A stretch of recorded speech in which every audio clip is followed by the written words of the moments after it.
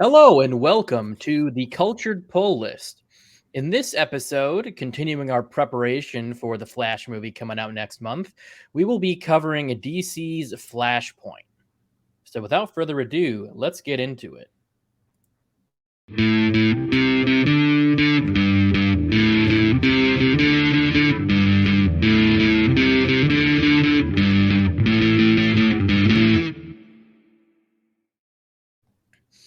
Hello, everyone. We are your hosts, Mike and Luke.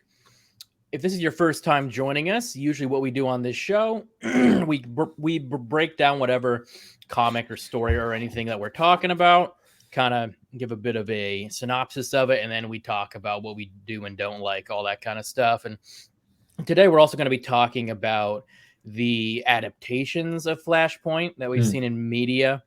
There's mainly just two ones right now, though. The new Flash movie is very much, it takes a lot of inspiration from it.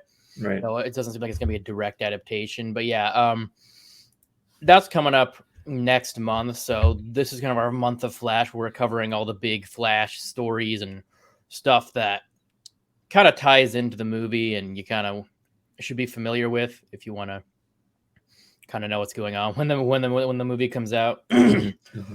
But yeah, let's jump into Flashpoint. Shoot, I forgot this one thing real quick. I'll edit this out, but I forgot to get the info card, so let me pull that up. For sure.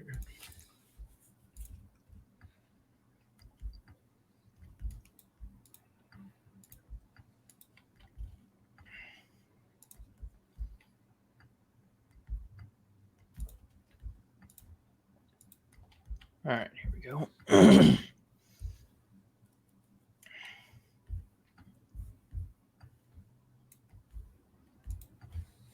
So, like the Flash Rebirth last week, Flashpoint is written by Jeff Johns. The artist is Andy Kubert. The inkers are Sandra Hope and Jesse Delperdang. The colorist is Alex Sinclair, and the letterer is Nick J. Napolitano, whatever, something Italian. And then this story came out in single issues between May and August of 2011.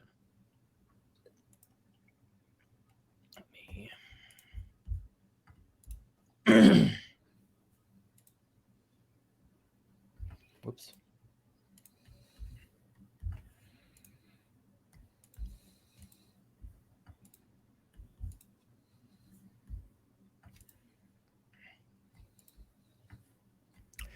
So this story starts out with just kind of a brief scene with Barry and his mother. Their car is broken down and they're on the side of the road trying to fix it. And Barry's kind of asking his mom why nobody's stopping to help them. And then this kind of transitions into it's kind of a recap of Barry's like origin story and history, basically. And it's accompanied by this voiceover or this narration that we're not really sure who it is at this point. Right. But then this book just kind of opens up like right in the thick of everything. So it starts out with Barry taking a nap at work. His coworker mentions them pulling all-nighters to try and figure out Miss Alchemy's murder. Who Miss Alchemy isn't really a. There's Alchemy or Dr. Alchemy, but no Miss Alchemy in the main universe. So Barry's immediately confused, and then Captain Singh comes in and starts talking about like Central City's greatest hero, Citizen Cold, and people start talking about the war going on, and Barry's like really confused at this point, not sure like who Citizen Cold is, because there's Captain Cold but not Citizen Cold, and right. So he runs out of the office and kind of searches for his flash ring, or he looks on his finger and it's not there. And before he can really look down to see where he's going, he falls down the stairs, and waiting at the bottom of the stairs is his mother, who, if you don't know, what you probably do if you're familiar at all with the Flash, but if you don't, his mother is supposed to be dead, killed by Reverse Flash back when he was a kid due to some fun time travel stuff, you know. But Mhm. so Barry is incredibly confused at this, but very happy at the same time. So you know, he hugs his mom, and then he kind of tries to figure out what's going on. Like he asks where his dad is, and she says like, "Oh, you know your dad died of a heart attack like a few years ago. Are you feeling okay?" You know, Mhm. and Barry kind of pulls her aside and says like, "I'm not sure what's going on, but I'm the Flash, and you know I need to find the Justice League and everything." And she's like, "The Flash? Who's the Flash? Who's the Justice League?" And he starts like listing off superheroes like, "What about Superman?" She's like, "I don't know who that is." And he's like, "How about Batman?" And she said, "Oh, well, of course I know who Batman is." So then Mhm. cut to Batman chasing down, seems like what's kind of supposed to be Harley Quinn, but her name's Yo-Yo, and he's chasing her down, and he's interrogating her about the Joker and like who kidnapped like Harvey Dent's twins or something. And then he Mhm. ends up throwing Yo-Yo off the roof. Obviously a bit more of a vicious Batman than we're used to. So Right. he throws Yo-Yo off the roof, but she's caught by Cyborg, who then goes up to the roof and basically kind of gives Batman this spiel like, "We need your help stopping this world-ending war." Which it's a war. Like he Cyborg then goes on to kind of recap for everybody, but it also kind of to explain to the reader that there's Yeah. this war going on between the Amazons and the Atlanteans, Mhm. and they've already covered like France and a lot of Europe and water, and the Wonder Woman leading the Amazons has already claimed the UK, most of the UK as like new Themyscira or something. Right. And Cyborg pulls up this like hologram call with a bunch of these characters. Like we see Sandman, not you know like the original Sandman from like the like I forget like the old comics. And then Yeah. there's Citizen Cold. There's Element Woman, version of Pied Piper, Abin Sur Green Lantern, who obviously is not dead. There's Enchantress, and then there's like the Shazam family, but they all transform into one Yeah. person, Captain Thunder, and then this other guy called the Outsider and everything. But this is basically the team that Cyborg has called together to band together to stop Wonder Woman and Aquaman from destroying the planet. But they, you know, he needs Batman's help because he's a master tactician. Mhm. So then we cut back to Barry, who goes to I forget if it's like the Central City Gazette or wherever Iris West works. Yeah. He goes to see her. Like he kind of seems to still be expecting people to know who he is. But then he sees Iris, but she's embracing some other guy. It's not really clear if they're like dating or married or whatever. Mhm. But he sees that and he runs out before Iris can see him. And we do get this brief image of it looks like reverse Flash coming towards Barry's mom out in the street, but then you know we cut back to Barry and he comes out of the building and says Mhm. that he needs to borrow his mom's car. So then we go back to the rooftop, and basically pretty much everybody says they're on board, but if Batman is involved, and at the very end Batman says like, "Nah, you guys are gonna die immediately." Mhm. Cyborg's like, "I mean, you know, we can beat them. Wonder Woman and Aquaman aren't invincible." And Batman replies, "No, I'm more talking about your team. You're gonna tear each other apart before you even get over there." So he's pretty much saying he's out, and Cyborg is quite upset about it, and he says, you know, the whole world's gonna die if you don't help. The whole world's gonna be destroyed, and Batman basically says, well, one can only hope. So obviously a pretty cynical guy at this point. Yeah. Yeah. So then we cut back to Barry. He drove his mom's car all the way to Gotham to see Batman, but the Wayne Manor is in total disrepair. But the thing that is the same is the secret entrance behind the clock to get to the Batcave. So Flash goes to the Batcave, sees a few like weird things that he hasn't seen before. That you know, the Batcave also seems a lot less uh, technologically advanced than the normal Batcave. It's just kind of a Right. cave with like a workbench and stuff. But then he's confronted by this Batman, and who starts kind of beating the crap out of him and asking like, "Who the hell are you?" And Barry says, Bruce, wait, like, you know me, I'm Barry. And Batman goes, Bruce is dead. I watched him die. And Barry, at this point, pretty quickly puts two and two together that this is actually Thomas Wayne, not Bruce. And Bruce died in that alley while his parents lived. Mhm. Which kind of quick detour here, just to kind of give backstory, because this main Flashpoint story doesn't really give you a whole lot of backstory, but there's like 3 or 4 or maybe even 5 like companion stories that came out. Yeah. So to just kind of give like some brief backstory to kind of give more context to this. So yeah, Bruce in this world, Bruce was shot in Crime Alley instead of his parents. His dad went on to become a very brutal version of Batman, whereas his mom went totally crazy and became the Joker and even cut her face up. Mm-hmm. And in this reality, Thomas Wayne actually found Joe Chill, the guy who killed Bruce, and he beat him to death. Mm. And he also quit being a doctor and became like a casino owner instead.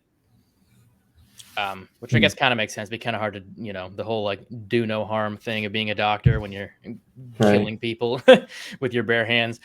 Also, Citizen Cold is like the superhero of Central City instead of the Flash, but he's not altruistic at all. He's very much in it for himself. He's a former criminal, and he actually like killed Wally West because Wally, working with Pied Piper, spied on him and figured out his real identity, so he tracked Wally down and killed him. And I think at one point he and Pied Piper fight, and he like rips out his vocal cords or something, because that's kind of mentioned in this story.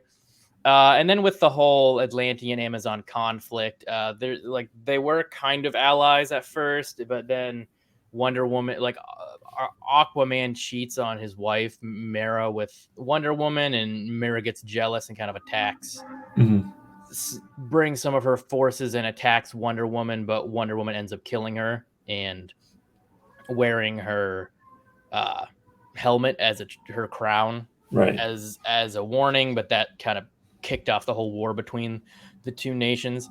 So that's like kind of all the backstory you really need. I just thought I didn't know all of that before, so that I found it kind of interesting. I kind of had to deep dive a bit into some of the other graphic novels, but yeah. So then we cut to Paris, which is underwater, and Deathstroke seems to be like a pirate, and he's got like this whole ragtag team of villains, like including Clayface and stuff, and they end up sailing too deep into Atlantean-controlled waters, and they basically get annihilated by Aquaman and his forces. And like you got Ocean Master and pretty much everyone who's like, part of Aquaman's mythos in the comics is like working together as the Atlantean force, and the Atlanteans and Aquaman kill everybody on board. Then we cut back to Barry Allen still getting his shit kicked in by Batman, who's trying to figure out, just basically trying to beat him until he tells him who he is. And he keeps trying to tell him, my name is Barry Allen, I'm the Flash. And he's like, yeah, I don't believe you, buddy. So he just keeps like, oh, and I did forget to mention this, but the narration from last issue is revealed to be Flashpoint Batman, Batman, Thomas Wayne. So while he's in the middle of beating the crap out of him, Barry starts to kind of have this flash of memories, and he starts to remember the history of this timeline they're in. And he starts to realize that these memories are going to be replacing his old memories. Yeah. He figures out like it's at this point that he realizes he's not in like on an alternate Earth or something. Yeah. He's like in a reset weird timeline. And that once he explains that actually starts to make Thomas like listen to him. But then his flash ring, which he didn't know he had before, falls out of like his clothing, I guess. Barry's, and he picks it up and tells Thomas that, oh yeah, let me show you my suit, and this will kind of prove what I'm talking about, this friction-proof suit. But like, I'm not sure if I didn't really make it clear earlier, but Barry does not have his powers, right?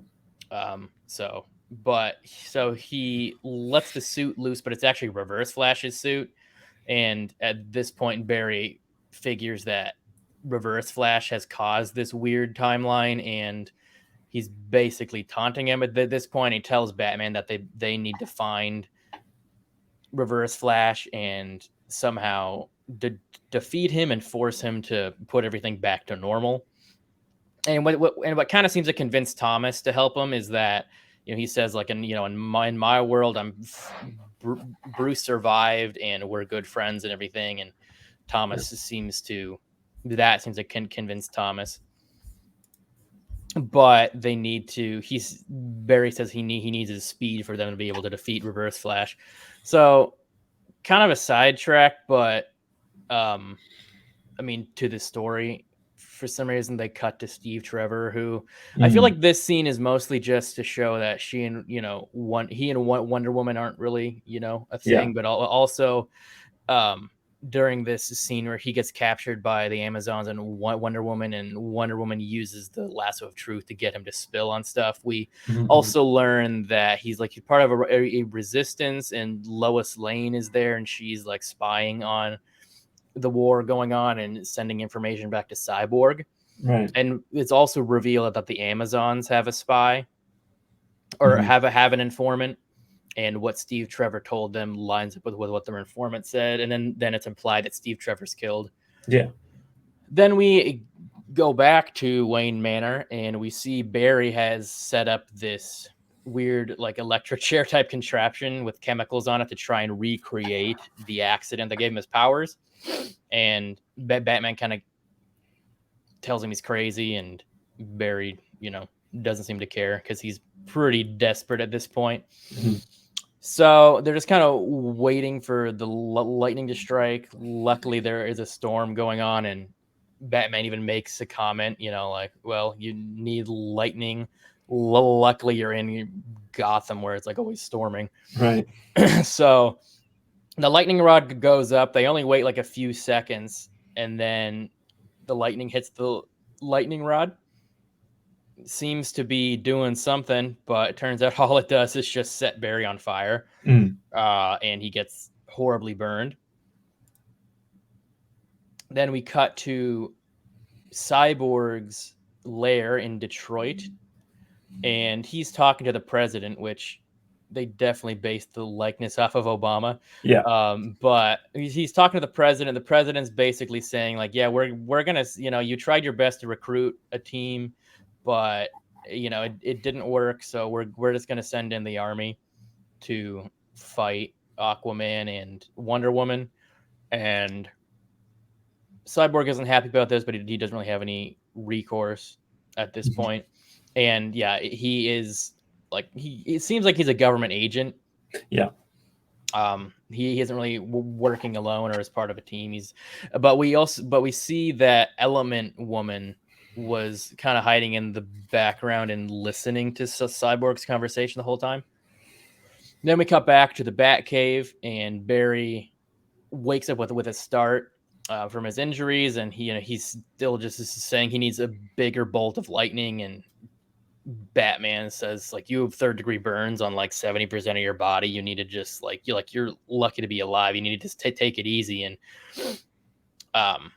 Flash says that he doesn't have any time to waste because he's already he keeps forgetting more and more.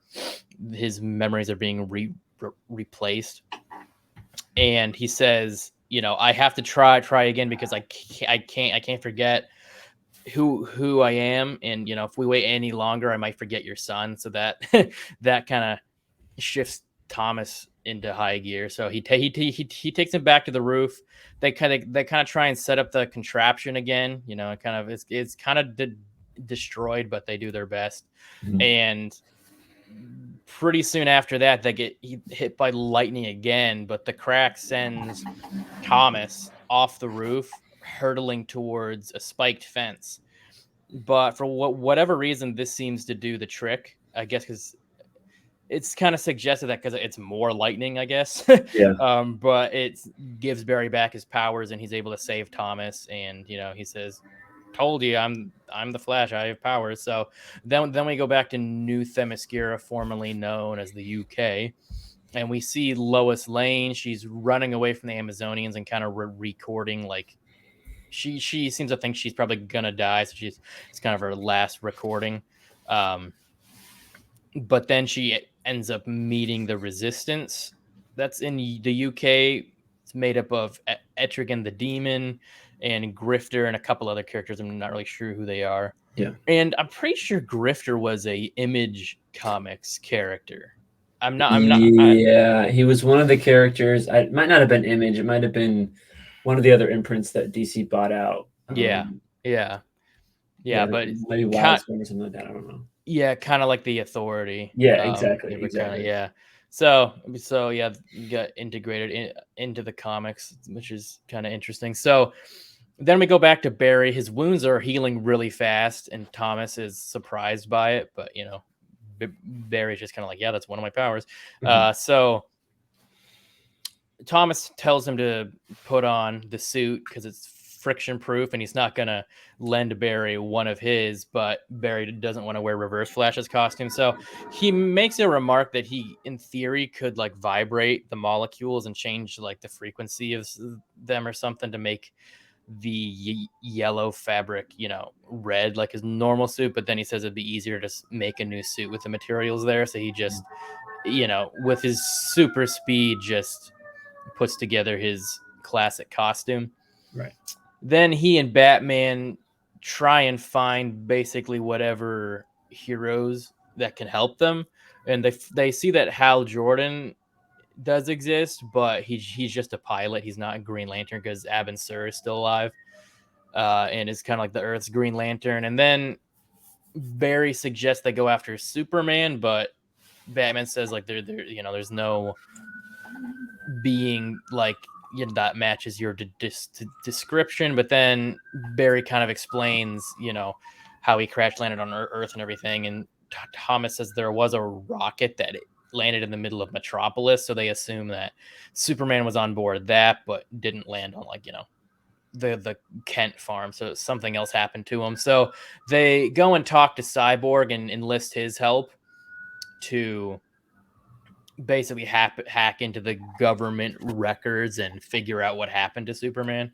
And it turns out he's in some like underground like government facility under Metropolis. And once they get down there, they kind of fight a few of the guards, and they do pass by like Superman's rocket and the skeleton, which seems like Crypto. Yeah. Which I'll be honest, kind of I did not remember that, and when I first read it, I was like, oh, it make me a bit sad. Like, no, Crypto, Right. Then they get to this giant vault like area marked with a big Superman S, which I feel like is a bit on the nose, but imagine the government's just like, hey, let's build this big thing and just put a big Superman S on it. That kind of seems. But yeah, so they take out the guards and they open the vault door, and there's Superman in there, but he's incredibly like emaciated and really skinny. It seems like they have him in some sort of red sun containment room. But as guards arrive, because they set off an alarm coming in there, breaking into Superman's room to let him out, Barry kind of reassures Clark, lets him know like that they're friends and just come with us. And Clark seems scared, but he says okay. So they take him out of there. They escape through the sewers, and the sun like starts to power Superman pretty instantly, starts to float, and this seems like the first time he's ever seen sunlight. Right. But then the guards follow them, and they come out and they start to attack, but then Clark ends up kind of instinctually using his heat vision to hurt one of the guards, and that seems to scare him, and he just flies off and kind of leaves Barry, Cyborg, and Batman alone with a bunch of these guards, and they're not sure what the hell they're gonna do at this point. Right. All right, let me stop sharing. Okay. Present. Share screen. Presentation. Okay. Present. And then the story. Whenever you're ready. Oh, sorry. Let me full screen it real quick. Oh, Yeah. perfect. All right, there we go. Okay. Yeah. And then the story in the next issue actually picks up with the Shazam family. They're watching the president on the news, basically saying that, like, yeah, our last hope was a superhero team up, and that didn't happen. So yeah, we're kind of screwed. But then we have Hal Jordan over here, who is going to deliver a bomb called the Green Arrow, which I thought was pretty cool, to New Themyscira. He's going to drop it on the Amazons. And then back in Metropolis with Batman, Cyborg, and the Flash, they start fighting, and Flash disarms everybody. But then there's like this weird gas that shows up in the air, and then all the guards pass out. And it turns out it was Element Woman. And I don't know if she's like, because I'm not familiar with this character. Did she exist before Flashpoint, or was she something that just kind of happened? I don't remember. I think she did. Okay. She's kind of supposed to be like Metamorpho, but I'm pretty sure Yeah. she existed before Okay. as well. Yeah. Okay. Yeah. Because Flash doesn't know who she is, but he basically compares her to Metamorpho. And then we cut back to the Flash family. They're debating whether or not to help the fight. And they basically talk about how, like, yeah, they're not going to be able to eat pizza after the world's end. And then Flash has another one of those memory attacks, but it's worse than before. So Batman takes Flash to the Shazam family's house. And he mentioned sometime in the past when they helped restore Sandman's memories. And so he thinks that maybe they can do the same with Barry Allen. So Billy kind of touches his head, and he kind of gives him like electric shock or whatever. And then like Billy kind of sees the other world as well. And so he's like, oh wait, there's actually a world where everything's good. And then yeah. And then Flash is like, yeah, this is like not supposed to be this way. And then yeah, they watch the news and they see that Hal Jordan didn't make it. He was attacked by a fleet of invisible jets, and the bomb kind of exploded and it killed most of the U.S. Air Force fleet. And then so Batman and Flash, they go back to the kitchen. They start talking about, because at this point none of the other superheroes know what the plan is, because Batman and Flash are trying to kind of reset the timeline, but the other superheroes don't really know that. And so they're kind of talking about it, and they kind of get interrupted by the other characters, and then they have to like tell them that yeah, what's happening. And they're kind of okay with it, because like Billy earlier said, like, this world kind of sucks, and they're like, okay, we're just gonna reset the timeline. And they kind of all hop on board. And then on the flight over to England, the Cyborg recruits the other heroes as well, which includes the Resistance, and I think it's just the Resistance actually. But then there's a shot of everybody teaming up and flying into battle. And then there's this double page splash image of the Amazonians and the Atlanteans battling. And apparently, in this universe, Captain Thunder, who is Shazam, and Wonder Woman have some kind of a history together, because he immediately flies to her and they start fighting. But then it turns out that Enchantress was the inside person from earlier that you mentioned, and so she kind of reverses Captain Lightning's powers, and it results in all the kids separating. But then also Billy dies. Yeah. And Flash is like, oh shit, and then Reverse Flash finally shows up and he's like, look what you did. And then next issue, we cut back to the moment where Billy died. Everybody's fighting. And then Flash and Reverse Flash, they start talking, and Reverse Flash is like, actually, I didn't do anything. This is all you, Barry. And he kind of gives him this memory jolt. And then Barry remembers that shortly after, and I guess this is technically the story we talked about last week, shortly after Reverse Flash told Barry that he killed Barry's mom, Barry decided to just go back and reverse that. And in doing so, it reset the whole timeline, but there was this weird anomaly where it kind of like detached Reverse Flash from the timeline. So normally, like, without Flash, Reverse Flash doesn't exist. Right. But now, because of this weird like time anomaly, Reverse Flash just can exist on his own, independent of Barry Allen. Mm-hmm.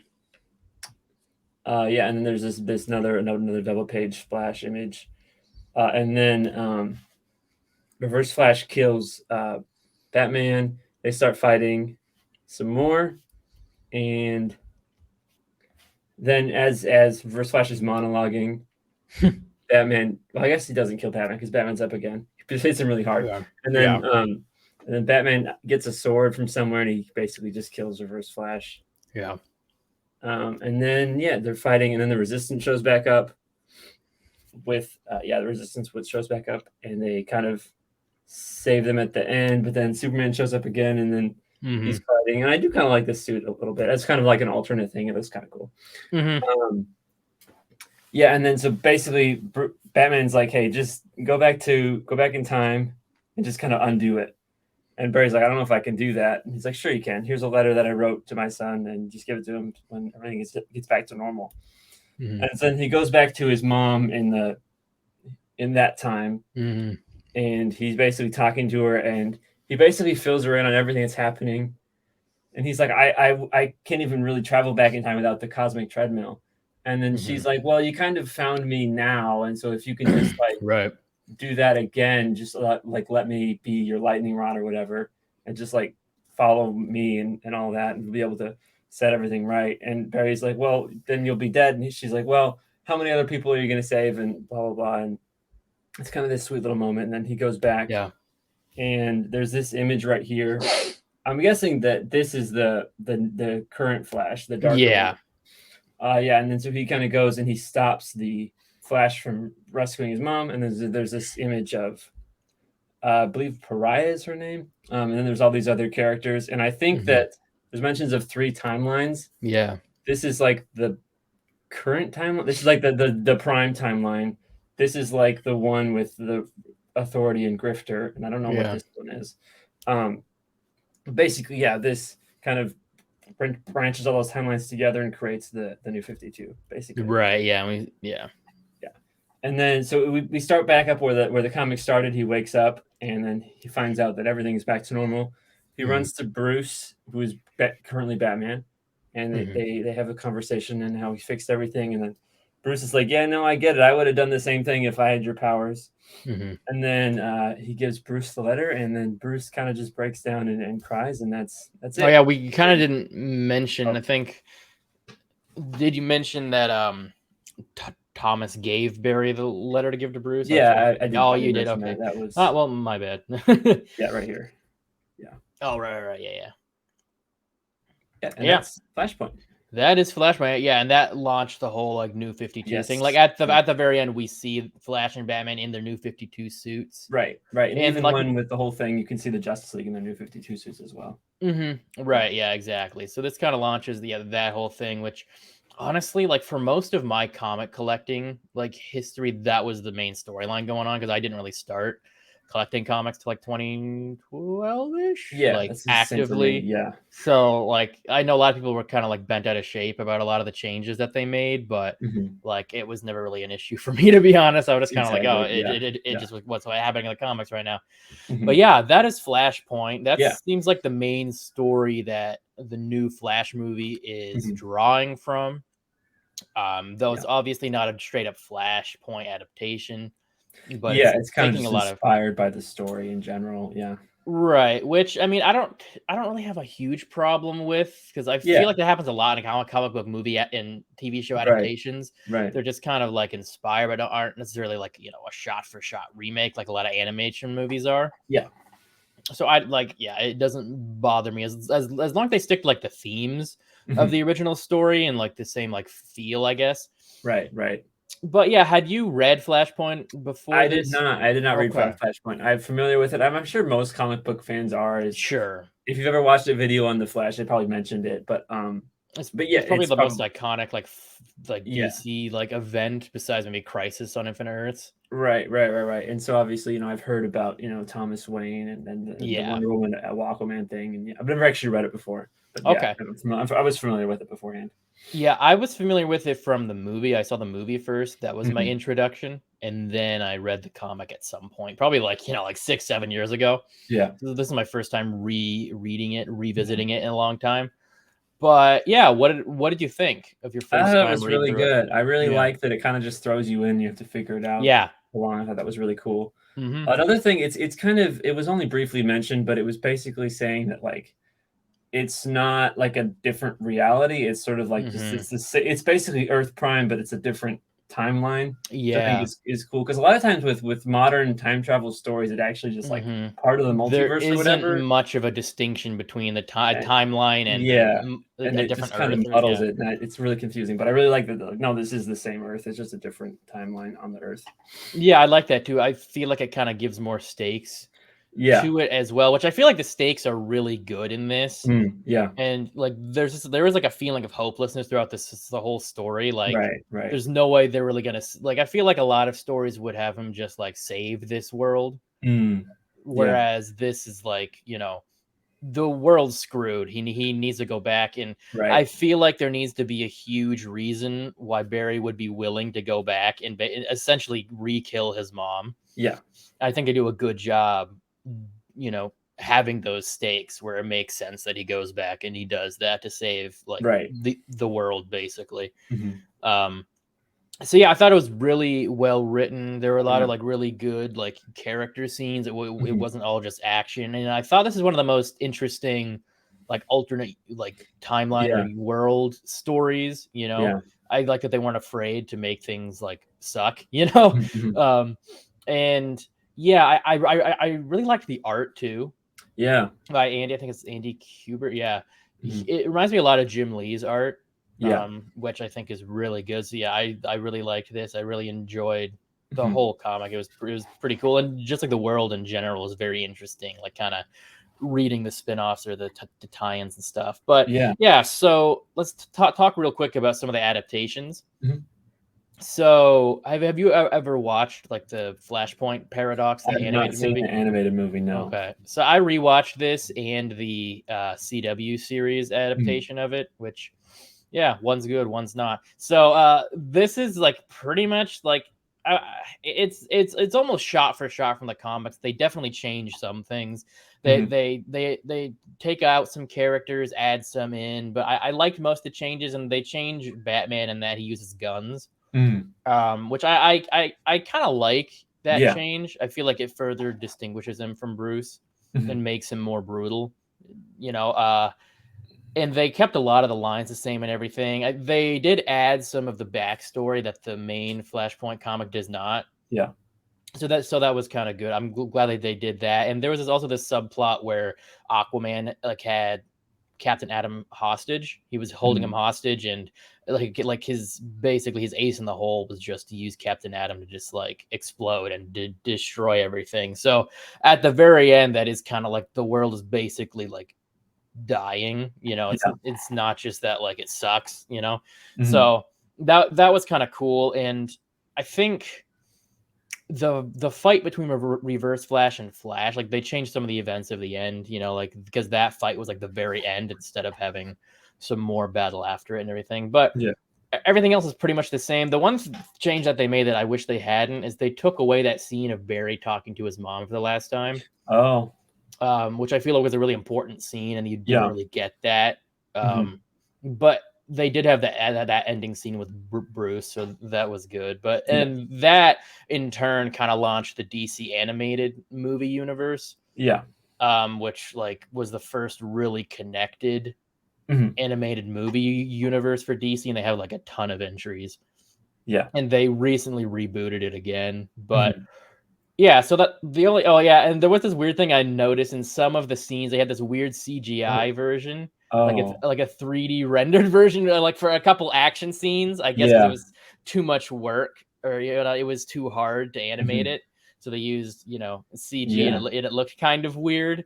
Yeah. It kind of had like that stiff like kind of Mhm. movement, and like his face didn't really change expression. So Yeah. yeah, that was kind of weird. But yeah, let's talk about the Flash CW show Mhm. adaptation.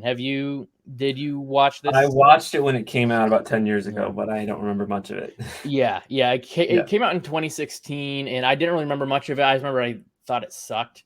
Mm. Like it is not a good adaptation of Flashpoint, like at all. Mm. I don't really know what they were thinking. I'm gonna mention like some of the positives before I just tear a Sure. new one. But like it did introduce Kid Flash, which I've been Right. waiting Right. for a long time. Though he kind of doesn't become Kid Flash again once they reset the timeline for a while. And Barry does take the the version of Reverse Flash that tried to kill his mom and kind of like keeps him locked away. And there's like some really cool scenes with Matt Lesher, I think is his name, as Reverse Flash. And honestly, I feel like he's like his performance as Reverse Flash is one of the best parts of this show. I think he's really good as Reverse Flash and like doing all the crazy maniacal monologues, you know. Yeah. But the rest of this is just stupid. No, like it's supposed to be, you know, some big like world-ending type event in the comics, and I feel like this would have been better served in like a crossover event, Yeah. like they did with Crisis. But it's only one episode. Like they could have at least made like a 3 or 4 episode arc. Right. And right. there are like no stakes whatsoever. Like everything is fine except Joe. Like he doesn't really know Joe and Iris and everything that well.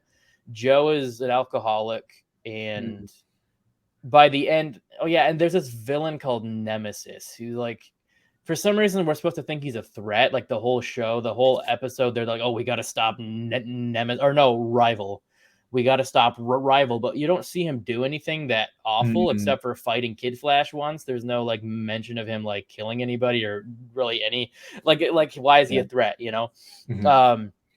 And there are really no stakes. Like by the very end, the only stakes are that Wally is injured. He's not even killed. He's just sort of like randomly, I think Rival like stabs him with a piece of rebar or something. But he's like, and for whatever reason, he's not healing fast. They don't even say why. There's like, well, for some reason, you know. And so it's like literally just because Wally is, you know, gravely injured, he decides to go back in time and reset everything. That's like the only thing.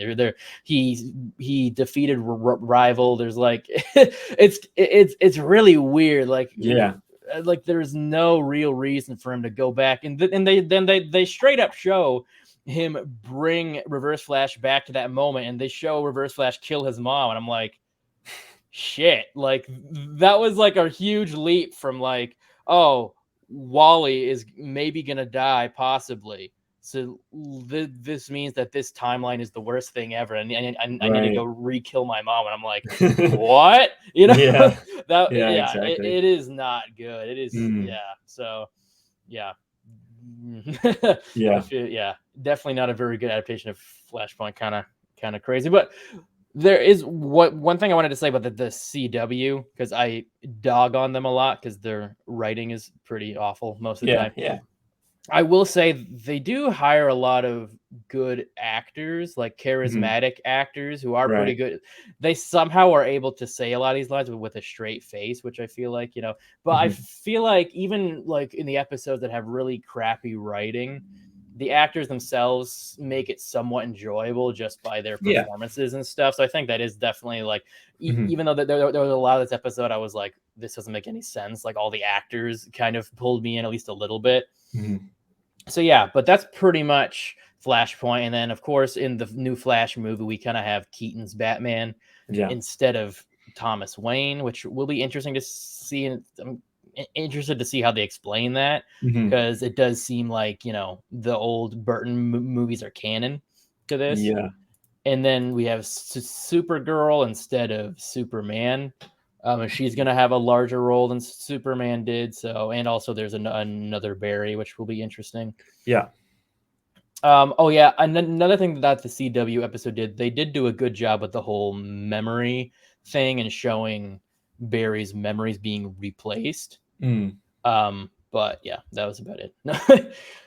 I don't know if you want to get going, because I could probably do the Comic-Con stuff by myself. Yeah, that's fine. If you want to, because I know you gotta get to work soon. Yeah. So I leave and you can keep recording. Yeah. Just hit the leave studio button. All right, cool. Talk to you next week. See you, man.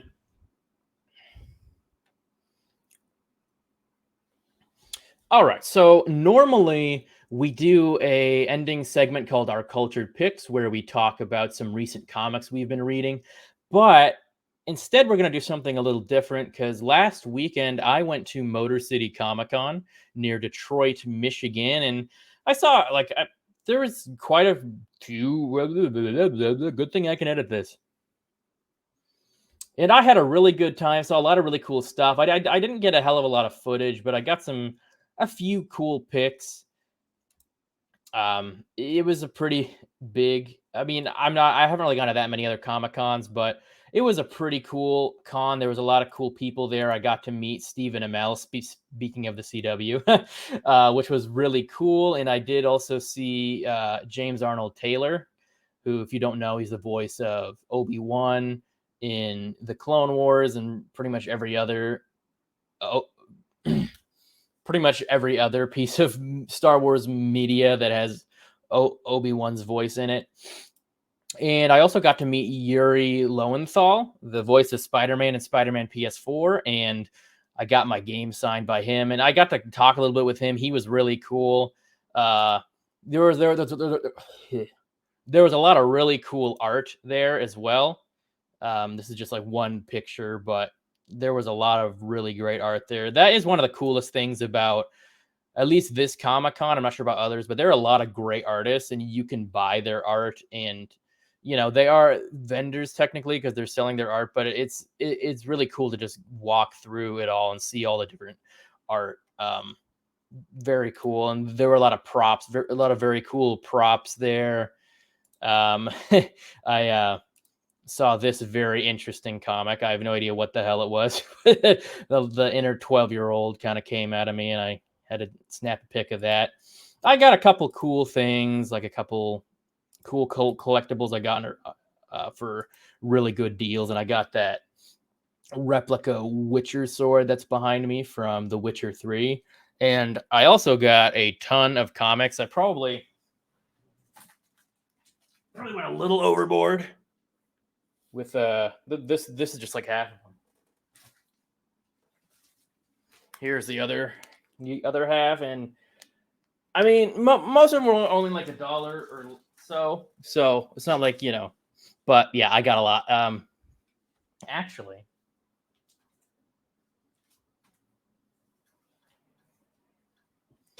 I got a few pretty cool Amazing Spider-Mans, this older one from the 70s, and then this one's like in really good condition. It's this cool Venom versus Spider-Man showdown.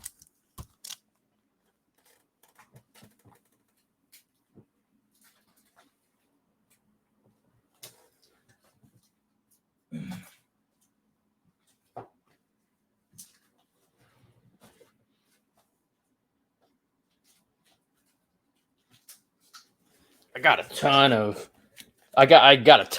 Daredevil comics for really good deals.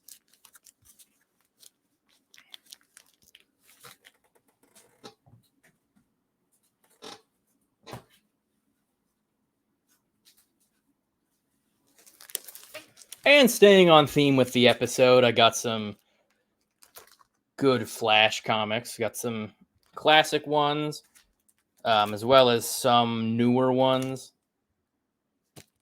These also were written by Jeff Johns. But yeah, all in all, really cool experience. I don't know if any of you watching live in Michigan or the surrounding areas, but I would definitely suggest going to Motor City Comic Con. And if you don't live in Michigan, and if you don't live near Michigan, I would still definitely suggest going to any sort of Comic Con that's in your area.